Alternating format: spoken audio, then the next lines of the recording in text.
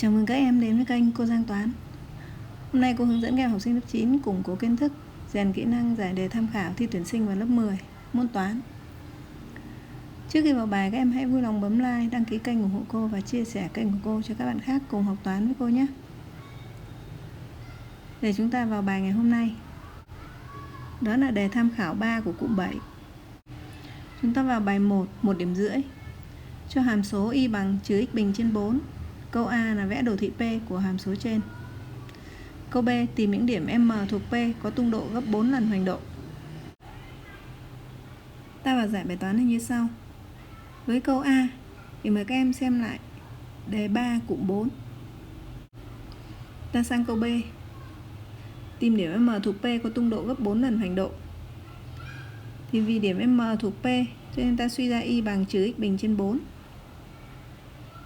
Ta gọi đây là điều 1. Ý thứ hai của câu B là điểm M có tung độ gấp 4 lần hoành độ. Thì ta suy ra y bằng 4x. Và đấy là điều 2. Như vậy từ 1 và 2 ta có phương trình là 4x bằng trừ x bình trên 4. Ta quy đồng khử mẫu cả hai vế bằng cách nhân cả hai vế với 4 thì ta được 16x bằng trừ x bình. Thực hiện chuyển vế sang vế bên trái thì ta được x bình cộng 16x bằng 0. Phương trình bậc 2 khuyết, ta lấy x làm nhân tử chung còn x cộng 16 bằng 0. Ra phương trình tích này thì ta suy ra x bằng 0 hoặc x cộng 16 bằng 0. Tức là x bằng âm 16. Với nghiệm thứ nhất x bằng 0 thì ta suy ra y bằng 4 nhân x, chính là 4 nhân 0 bằng 0. Từ đây ta suy ra cái điểm đó chính là điểm O tọa độ 00. Sang cái nghiệm thứ hai là với x bằng âm 16. Thì y bằng 4x chính là bằng 4 nhân với âm 16. Thì bằng âm 64. Bằng âm 64. Nên ta suy ra điểm M có tọa độ là trừ 16, trừ 64. Do đó ta kết luận cho câu B như sau. Là vậy có 2 điểm thỏa điều kiện cần tìm. Điểm thứ nhất là điểm M1 nó trùng với điểm O tọa độ 00. Và điểm thứ hai là điểm M2 có tọa độ là âm 16, âm 64.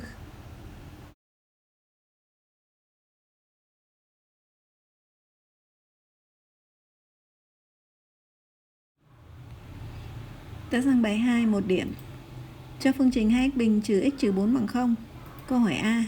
Chứng minh phương trình trên có hai nghiệm phân biệt x1, x2. Câu hỏi B.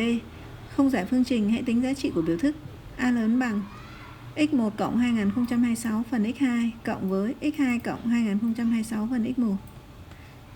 Chúng ta đi giải bài toán này như sau. Phần A, cái phương trình 2x bình trừ x trừ 4 bằng 0 có hệ số A bằng 2, B bằng âm 1 và C bằng âm 4. Vì A bằng 2 lớn hơn 0, còn C bằng âm 4 nhỏ hơn 0. Từ hai điều này ta suy ra tích A nhân C sẽ nhỏ hơn 0 bởi vì hai số AC trái dấu nhau. Do đó suy ra delta bằng B bình trừ 4AC sẽ lớn hơn 0. Nên phương trình đã cho luôn có hai nghiệm phân biệt x1, x2. Câu B là không giải phương trình, tính giá trị của biểu thức A. Thì từ câu A ta có phương trình 2x bình trừ x trừ 4 bằng 0 luôn có hai nghiệm phân biệt x1, x2. Nên theo định lý VS ta có x1 cộng x2 bằng trừ B trên A. Thay số bằng trừ của trừ 1 trên 2 bằng 1/2. Còn x1, x2 thì bằng C trên A bằng trừ 4/2 bằng trừ 2. Ta gọi x1 cộng x2 bằng 1/2 là điều 1 và x1 nhân x2 bằng trừ 2 là điều 2. Bây giờ ta đi biến đổi biểu thức A sao cho nó chứa x1 cộng x2 và x1 nhân x2 để chúng ta thay số. Thì biểu thức A bằng x1 cộng 2026 phần x2 cộng với x2 cộng 2026 phần x1. Đầu tiên chúng ta thực hiện quy đồng mẫu thức chung là x1, x2 thì tử thứ nhất là x1 đem nhân với x1 cộng 2026. Cái tử thứ hai nó là x2 nhân với x2 cộng 2026. Ta thực hiện nhân trên tử lại. Thì được x1 bình cộng 2026 x1 cộng với x2 bình cộng 2026 x2. Mẫu chung là x1, x2. Nó xuất hiện x1 bình cộng x2 bình nên chúng ta thêm và bớt 2x1, x2.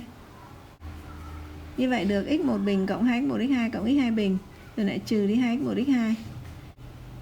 Còn 2026 x1 cộng 2026 x2, ta lấy 2026 làm nhân tử chung. Thì trong ngoặc còn lại là x1 cộng x2, dưới mẫu là x1 x2. Ở trên tử cái ngoặc thứ nhất nó chính là x1 cộng x2 tất cả bình, rồi trừ đi 2x1 x2. Rồi cộng với 2026 thừa số với x1 cộng x2. Dưới mẫu là x1 x2. Lúc này biểu thức A chúng ta biến đổi chứa các cái số hạng là x1 cộng x2 và x1 nhân x2. Rồi dưới mẫu cũng vậy. Do đó ta gọi đây là điều số 3. Thì từ 1, 2 và 3 ta sẽ suy ra được biểu thức A bằng, ta thay số. Chỗ nào có x1 cộng x2 ta thay là 1/2, và chỗ nào có x1 nhân x2 ta thay là trừ 2. Như vậy biểu thức A bằng 1/2 bình trừ đi 2 nhân trừ 2 cộng với 2026 nhân 1/2 trên mẫu là âm 2. Biểu thức A bằng, ta thực hiện tính 1/2 bình là 1/4 cộng với trừ 2 nhân trừ 2 là cộng 4. Rồi 2026 nhân 1/2 thì bằng 1013, dưới mẫu là trừ 2. Phần tử thức thì 1/4 ta coi là 0,25. Còn 1013 cộng 4 là 1017. Như vậy trên tử chính là 1017,25, dưới mẫu là trừ 2. Ta thực hiện nhân cả tử và mẫu với 4 thì được phân số là trừ 4069/8.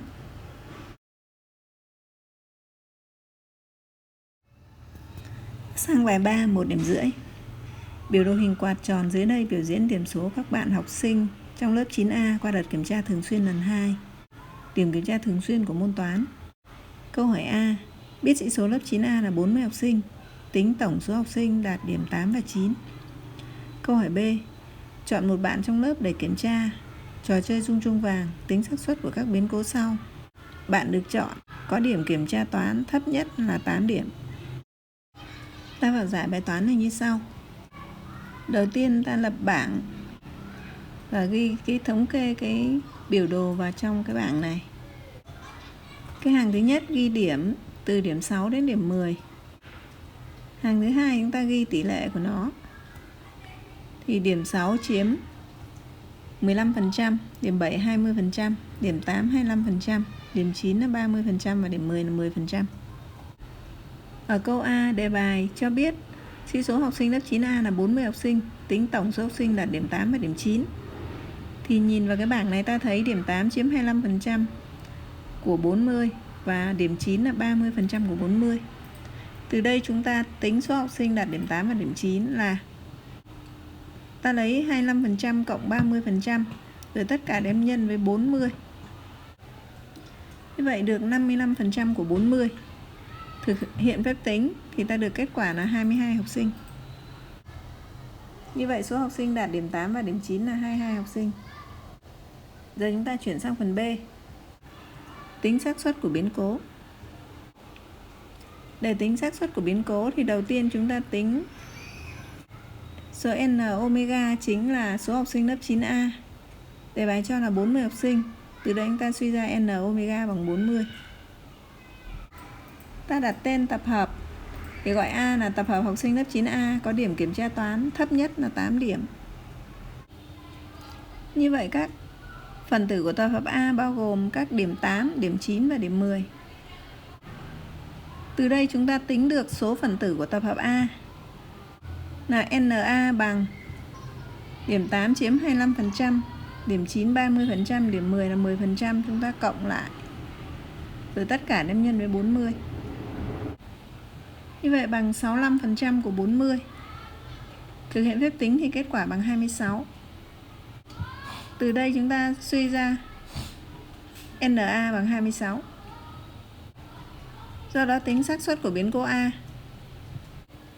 là PA bằng NA trên N omega.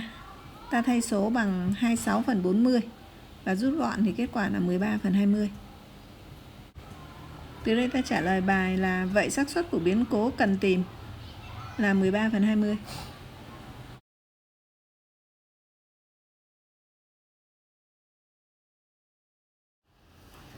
Sang bài 4 1 điểm.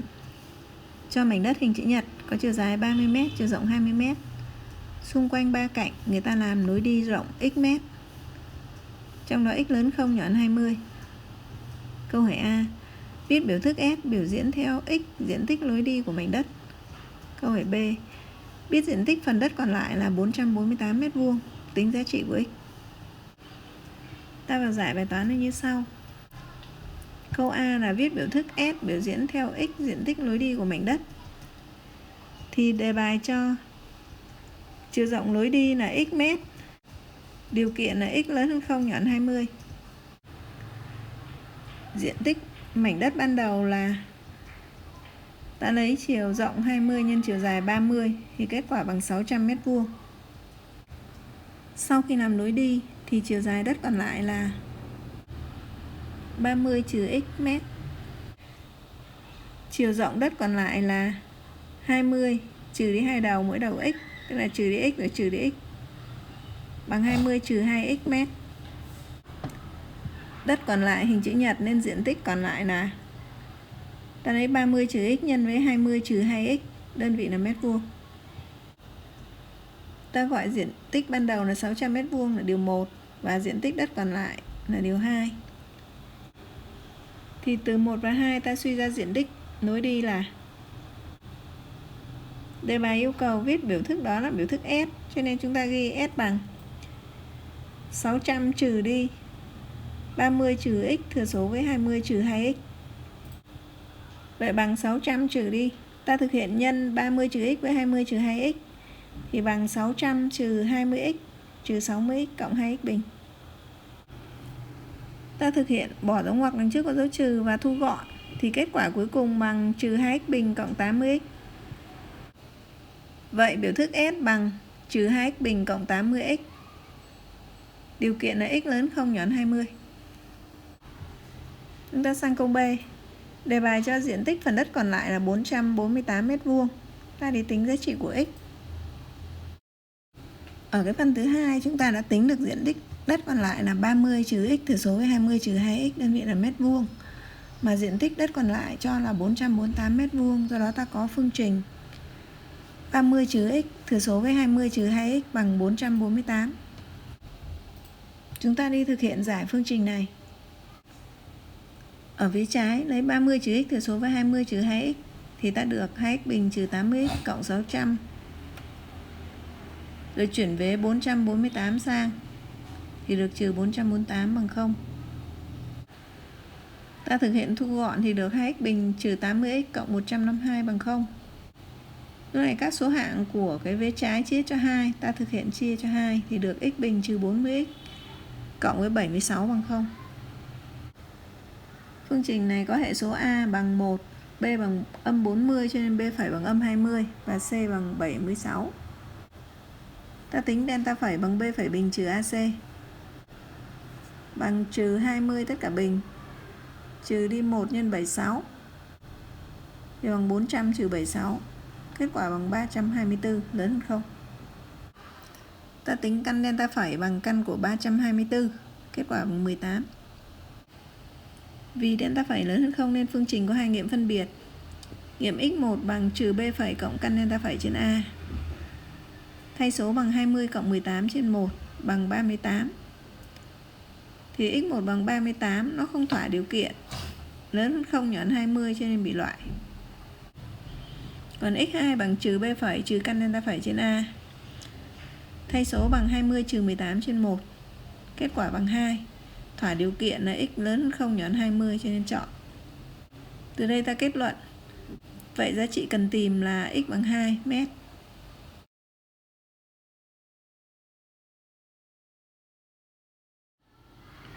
Sang bài 5 1 điểm.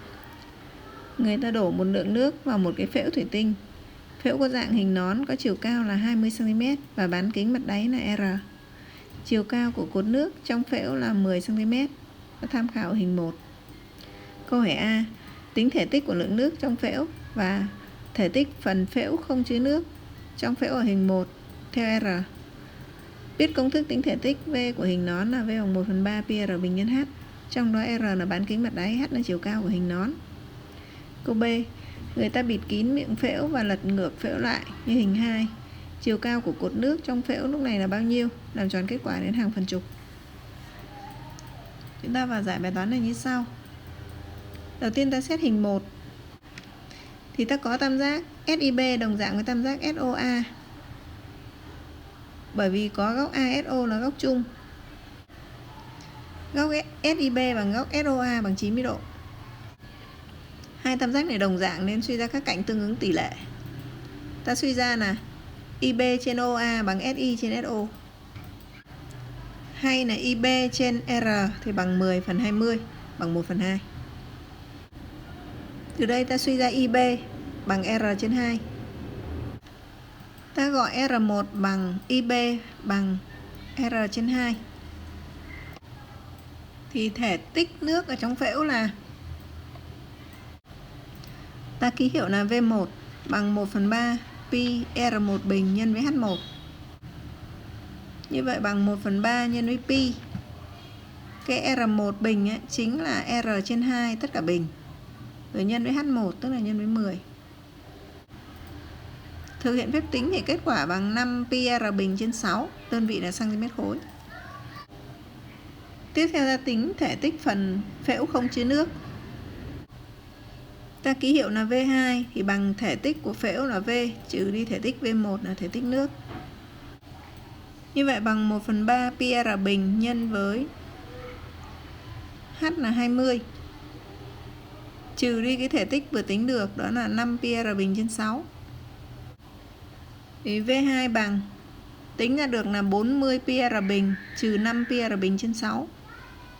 Và kết quả bằng 35 pi R bình trên 6, đơn vị là cm khối. Ta ký hiệu cái kết quả V2 bằng 35 pi R bình trên 6 là điều 1. Tí nữa vận dụng để làm sang phần thứ hai, phần B. Phần B thì trong hình 2 chúng ta cần tính đoạn OH. Chiều cao của cột nước trong phễu lúc này là OH, nó chính bằng SO trừ đi SH. Ta có tam giác SHC đồng dạng với tam giác SOA. Vì góc SHC bằng góc SOA bằng 90 độ và góc OSA là góc chung. Hai tam giác đồng dạng thì các cạnh tương ứng tỷ lệ nên ta suy ra HC trên OA bằng SH trên SO. Hay HC trên R bằng SH trên 20. Ta thay số đó. Nên từ đây ta suy ra HC bằng R nhân SH trên 20. Ta gọi R2 bằng HC chính bằng R nhân SH trên 20 bằng R nhân với H2 trên 20. Ở đây chúng ta gọi cái SH bằng H2 nhé. Từ đây chúng ta tính thể tích phần phễu không chứa nước ở hình 2 là, công thức là V2 thì bằng 1/3 pi R2 bình nhân với H2 bằng 1/3 nhân với pi. Còn R2 đem bình thì chính là R nhân H2 trên 20 đem bình rồi nhân với H2. Ta thực hiện phép tính thì kết quả bằng pi R bình nhân với H2 tất cả mũ 3. Dưới mẫu là 1200, đơn vị là cm khối. Ta gọi đây là điều số 2. Như vậy thể tích V2 ở điều 1 nó là 35 pi R bình trên 6. Và thể tích V2 ở điều 2 nó là pi R bình nhân H2 mũ 3 trên 1200. Nên từ 1 và 2 ta sẽ có phương trình là pi R bình nhân với H2 mũ 3 trên 1200 thì bằng 35 pi R bình trên 6. Chúng ta thực hiện chia cả hai vế cho pi R bình. Ta còn lại là H2 mũ 3 trên 1200 thì bằng 35/6. Từ đây ta suy ra H2 mũ 3 sẽ bằng 1200 nhân với 35/6. Thực hiện tính thì kết quả bằng 7000. Từ đây ta suy ra H2 sẽ bằng căn bậc 3 của 7000. Vậy bằng 10 nhân căn bậc 3 của 7, đơn vị cm. Vậy chiều cao của cột nước trong phễu hình 2 là OH bằng SO trừ SH. chính là bằng h nhỏ trừ đi h2 nhỏ. Thay số bằng 20 trừ đi 10 căn bậc 3 của 7. Thực hiện phép tính thì kết quả xấp xỉ bằng 0,9 cm. Hay là OH xấp xỉ bằng 0,9 cm.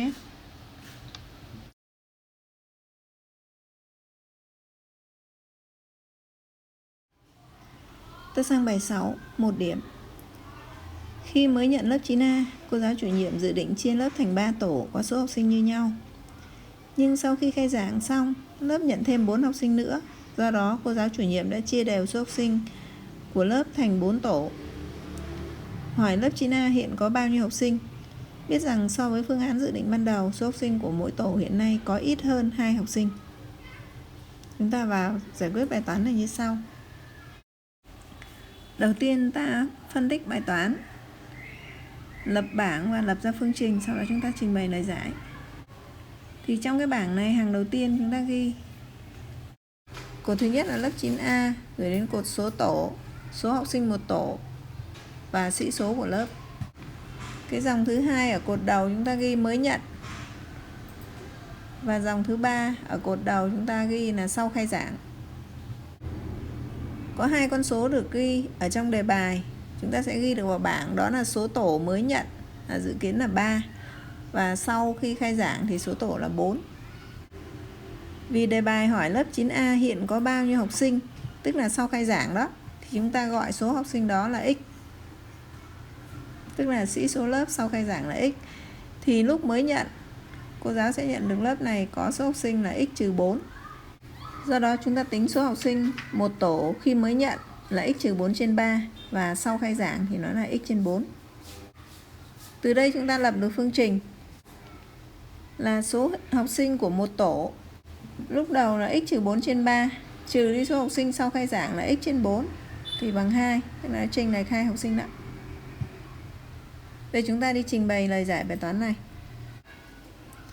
Gọi số học sinh lớp 9A hiện có là x học sinh. Điều kiện là x thuộc tập hợp n sao và x phải lớn hơn 4. Khi cô chủ nhiệm mới nhận lớp 9A sẽ có x trừ 4 học sinh. Lúc đó cô giáo chủ nhiệm dự định số học sinh một tổ là x trừ 4 trên 3 học sinh. Sau khai giảng thì số học sinh một tổ là x trên 4 học sinh. Số học sinh mỗi tổ sau khai giảng thì ít hơn số học sinh mỗi tổ khi cô mới nhận lớp. Và dự định chia tổ là 2 học sinh, ta có phương trình x trừ 4 tất cả trên 3 trừ đi x trên 4 thì bằng 2. Ta đi giải phương trình này. Mẫu thức chung chính là 3 x 4. Ta thực hiện quy đồng khử mẫu thì được 4 thử số với x trừ 4 trừ đi 3 x thì bằng 2 x 3 x 4. Như vậy bằng 4x trừ 16 trừ 3x thì bằng 24. Ở vế trái 4x trừ 3x thì còn x. Còn vế phải là 24 rồi chuyển vế trừ 16 sang thành cộng 16. Do đó x bằng 40. Thỏa điều kiện nên ta chọn. Ta trả lời là vậy lớp 9A hiện có 40 học sinh.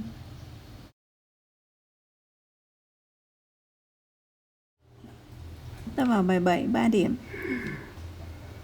Trên đường tròn O, đường kính AB lấy điểm M sao cho MA nhỏ hơn MB. Hai tiếp tuyến của đường tròn O tại A và M cắt nhau tại E.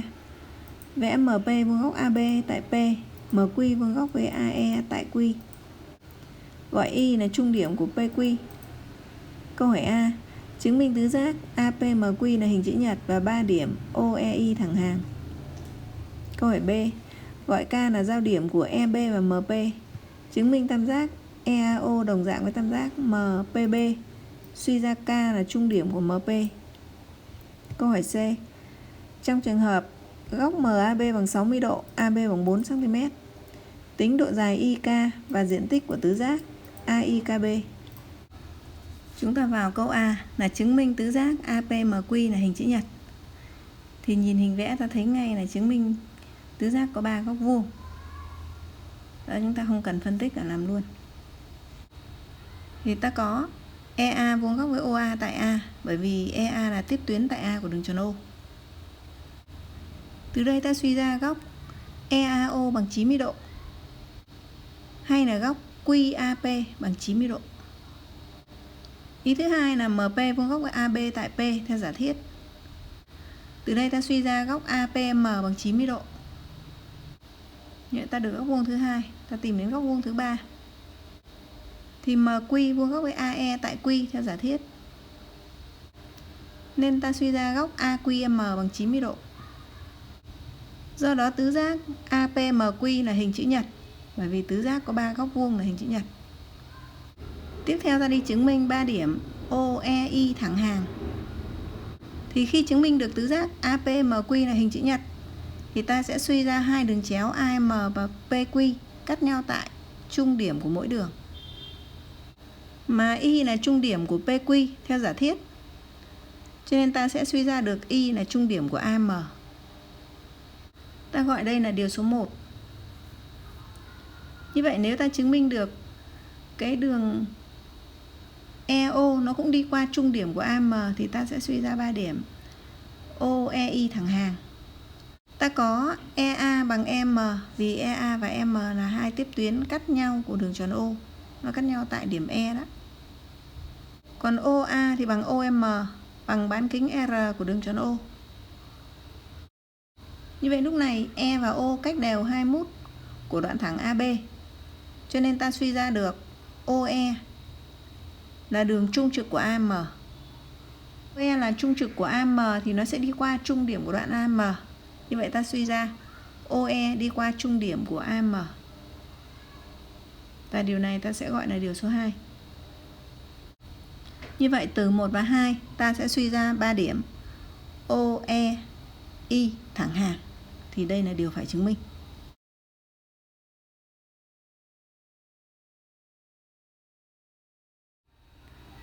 Ta sang câu B. Gọi K là giao điểm của EB và MB. Chứng minh tam giác EAO đồng dạng tam giác MPB. Suy ra K là trung điểm của MB. Chúng ta đi phân tích để chứng minh ý thứ nhất của câu B. Đó là chứng minh tam giác EAO đồng dạng tam giác MPB. Thì ta thấy góc EAO và góc MPB thì bằng 90 độ. Như vậy ta cần chứng minh góc AOE bằng góc PBM. Thì muốn chứng minh góc AOE bằng góc PBM, chúng ta sẽ đi chứng minh OE song song với BM. Muốn chứng minh OE song song với BM thì chúng ta chứng minh rằng OE vuông góc với AM và BM cũng vuông góc với AM. Hai đường thẳng phân biệt cùng vuông góc với đường thứ ba thì chúng song song với nhau đó. Muốn chứng minh OE song song AM thì ta thấy OE là trung trực của AM. Còn muốn BM vuông góc AM thì ta thấy góc AMB bằng 90 độ vì là góc nội tiếp chắn nửa đường tròn, đường kính là AB. Như vậy ta đi vào ghi lời chứng minh ý thứ nhất của câu B, đó là chứng minh tam giác EAO đồng dạng tam giác MPB. Thì ta có góc AMB bằng 90 độ vì là góc nội tiếp chắn nửa đường tròn, đường kính là AB. Từ đây ta suy ra BM vuông góc với AM tại M. Ta sang cái nhánh thứ hai là OE là trung trực của AM ra chứng minh trên. Thì ta sẽ suy ra được OE vuông góc với AM. Do đó OE song song với BM. Nên suy ra góc AOE bằng góc PBM vì đây là hai góc đồng vị. Mà góc EAO bằng góc MPB bằng 90 độ. Vì chúng ta đã chứng minh được APMQ là hình chữ nhật. Như vậy từ hai điều này thì ta suy ra tam giác EAO đồng dạng với tam giác MPB theo trường hợp góc góc. Thì đây là điều phải chứng minh thứ nhất của câu B. Bây giờ ta sang ý thứ hai của câu B. Thì đầu tiên chúng ta tìm cách chứng minh K là trung điểm của MP. Phân tích xong thì chúng ta sẽ ghi lời chứng minh, nó sẽ thuận lợi. Thì muốn chứng minh K là trung điểm của MP thì ta đi chứng minh rằng PK bằng 1/2 MP. Ta thực hiện chia cả hai vế cho EA, tức là ta cần phải chứng minh PK trên EA bằng MP trên 2EA. Thì muốn chứng minh tỷ số PK trên EA bằng MP trên 2EA thì chúng ta chứng minh PK trên EA bằng PB trên AB. Và ta đi chứng minh PB trên AB bằng MP trên 2EA. Ở cái nhánh thứ nhất chứng minh PK trên EA bằng PB trên AB. Nếu ta có tam giác BAE có PK song song với AE. Điều này có được bởi vì APMQ là hình chữ nhật. Còn cái ý thứ hai là chứng minh PB trên AB bằng MP trên 2EA. Thì chúng ta nhìn thấy ngay AB chính là 2 lần AO. Để lúc này xuất hiện hai cái mẫu nó có thừa số 2 đó. Như vậy PB trên 2AO bằng MP trên 2EA. Ta giải thích thêm ở đây là AB bằng 2 lần AO. Do O là tâm đường tròn, nó sẽ là trung điểm của đường kính. Như vậy muốn chứng minh PB trên 2AO bằng MP trên 2EA, chúng ta nhân cả hai vế với 2. Thì ta cần chứng minh PB trên AO bằng MP trên EA. Thì 4 đoạn hàng này tỷ lệ bởi vì ta đã chứng minh được cái tam giác MPB đồng dạng tam giác EAO. Như vậy dựa vào sơ đồ phân tích đi lên, chúng ta sẽ đi ghi lời chứng minh điểm K là trung điểm của MP như sau. Ta có tam giác MPB đồng dạng với tam giác EAO theo chứng minh trên. Thì ta suy ra PB trên AO bằng MP trên EA. Ta thực hiện chia cả hai vế cho 2 thì ta được PB trên 2AO bằng MP trên 2EA. Hoặc chúng ta cũng có thể hiểu là nhân cả hai vế với 1/2 đó. Từ đây ta suy ra PB trên AB bằng MP trên 2EA. Ta gọi đây là điều 1. Và giải thích điều này là AB bằng 2 lần AO. Ta sang nhánh thứ hai của sơ đồ phân tích. Ta đi xét tam giác BAE có PK song song với AE. Lý do là PM song song AQ. Do APMQ là hình chữ nhật và điểm K thuộc MP, điểm E thuộc AQ. Nên PK trên EA bằng PB trên AB. Ta gọi đây là điều 2 và lý do định lý Thales trong tam giác. Như vậy từ 1 và 2 ta sẽ suy ra được PK trên EA bằng MP trên 2EA. Nên từ đây ta suy ra PK bằng EA nhân với MP trên 2EA. Lúc này tử và mẫu đều có EA, chúng ta rút gọn nó đi. Như vậy còn lại là MP trên 2. Thì khi chúng ta suy ra được PK bằng MP trên 2 thì ta suy ra K là trung điểm của MP. Đây là điều phải chứng minh.